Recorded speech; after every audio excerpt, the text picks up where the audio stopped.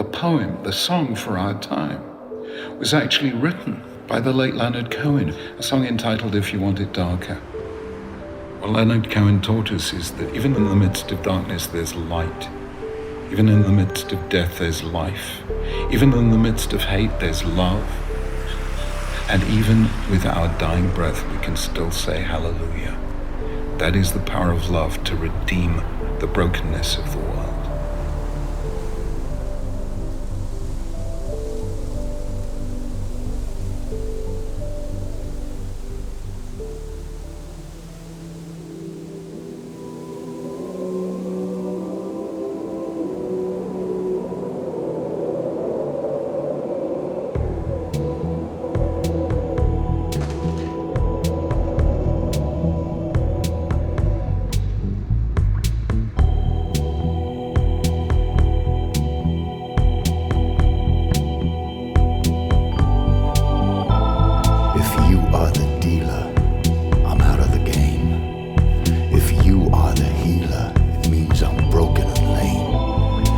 Thine is the glory, then mine must be the shame.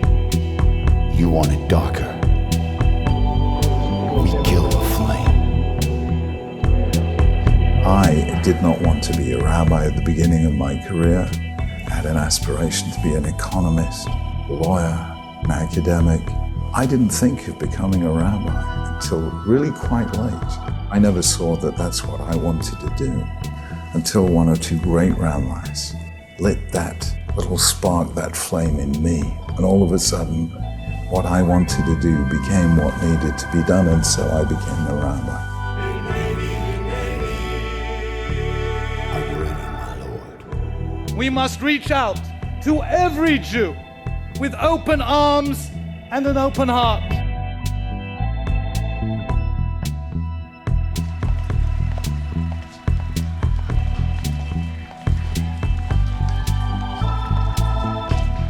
I know that when he was a small boy, he lived with his grandfather in the East End. His grandfather had a synagogue full of refugees, and he used to hear the music and the prayer of the congregation. And he heard in that music the sadness that they were feeling. But he said to me, there's much more than sadness in Jewish music. We have to turn the minor key of their sadness into the major key of hope and light. I'm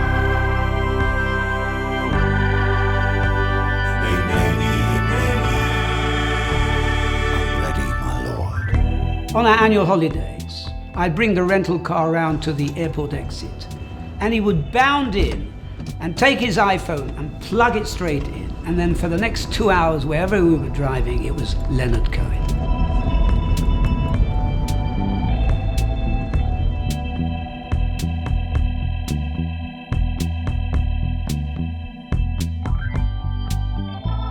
Jonathan had a rich variety of sources for the work he produced. Obviously the Torah, but also philosophy, politics, economics. The scale of his work was extraordinary.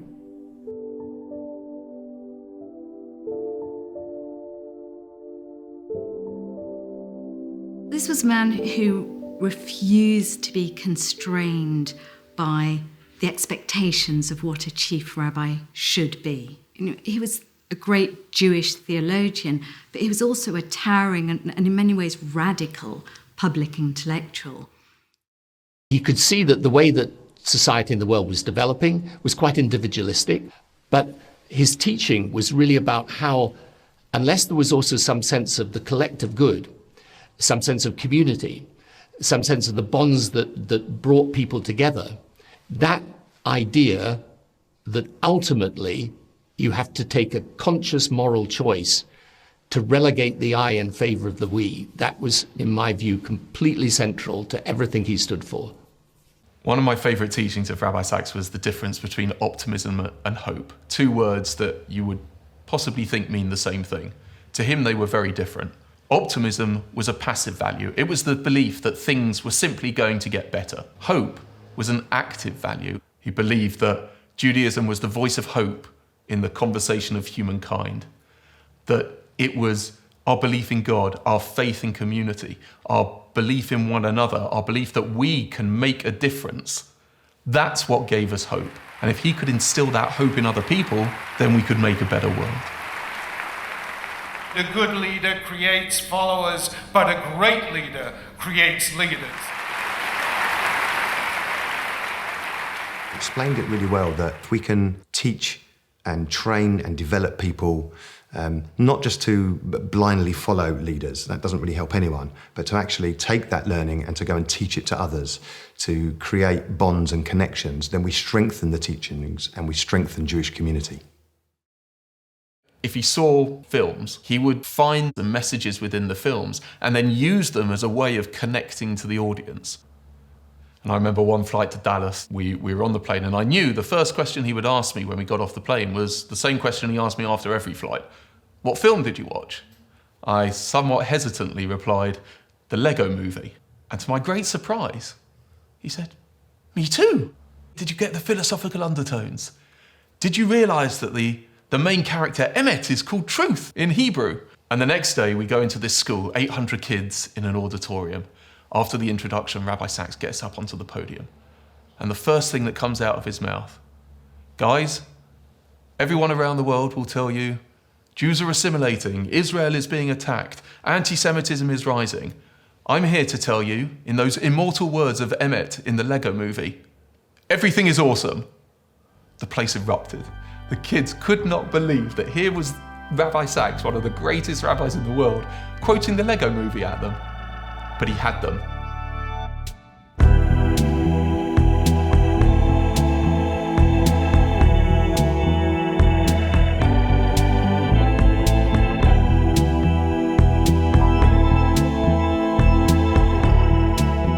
He was always the best teacher. He always told me, you've got to have stories. Always tell a story. Always have illustration. Always bring people into your confidence by relating to their lives. Once upon a time, a very long time ago, I was a 20-year-old undergraduate studying philosophy. I was self-obsessed and thoroughly unpleasant to know. I was full of ontological uncertainty and existential angst. It was terrific. Until one day I saw across the courtyard a girl who was everything that I wasn't. She radiated sunshine. She emanated joy.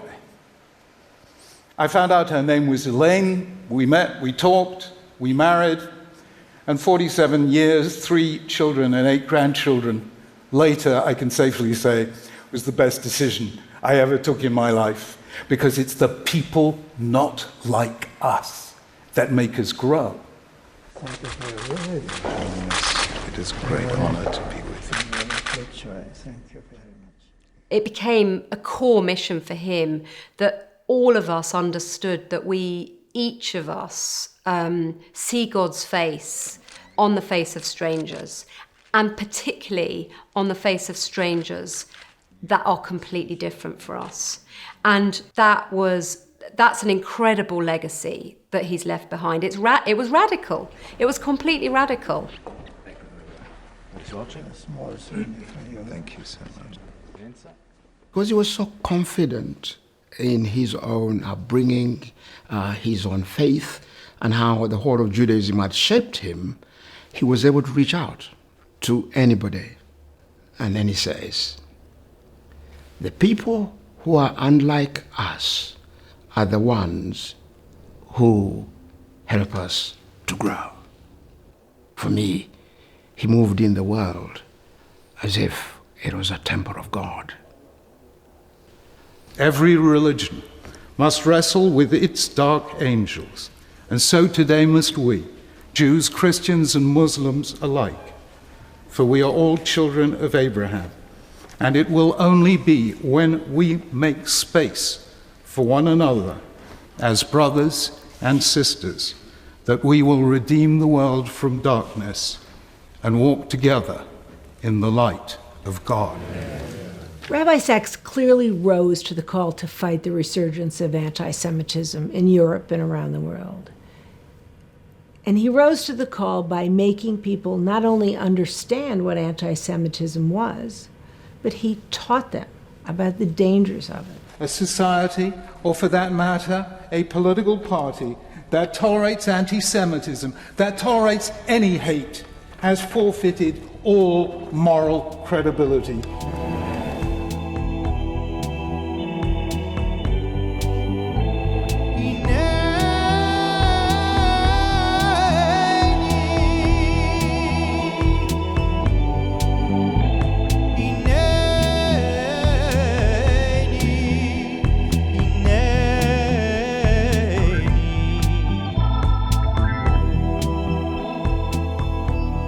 To be a Jew means you do not accept the world. You challenge the world. You heal the suffering of the world and make the world that is a little closer to the world that ought to be.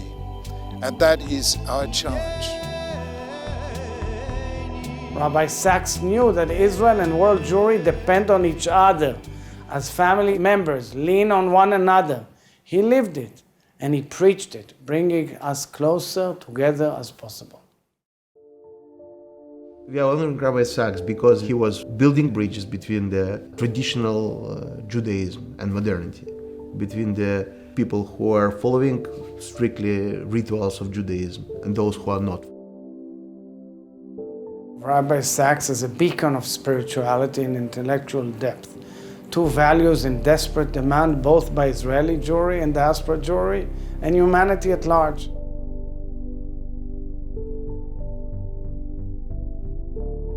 His great gift of communication was to take the most complicated and often politically sensitive questions and describe them in a way that everyone could relate to. And in that sense and in that manner, even though he was obviously a rabbi of the Jewish faith, he was kind of a universal rabbi. He was kind of a teacher for humankind. A nation is strong when it cares for the weak. That it becomes rich when it cares for the poor. It becomes invulnerable when it cares about the vulnerable. That is what makes great nations. And I think his legacy will be to show that faith is not just consistent with the way we look at the modern world, but an essential part of making sense of it and shaping it for the good of humanity.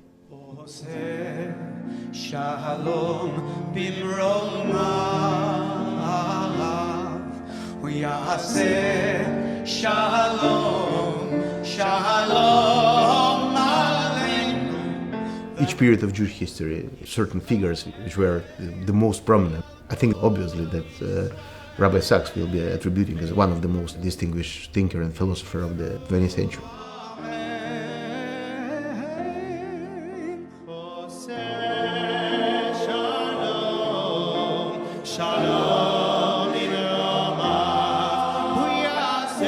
His teachings were both timely and timeless. That's why his voice will continue to resonate in our generation and for generations to come, because of the power of his ideas. Shalom, shalom aleinu, ve'al kol Yisrael, ve'al kol Yisrael, ve'imeru.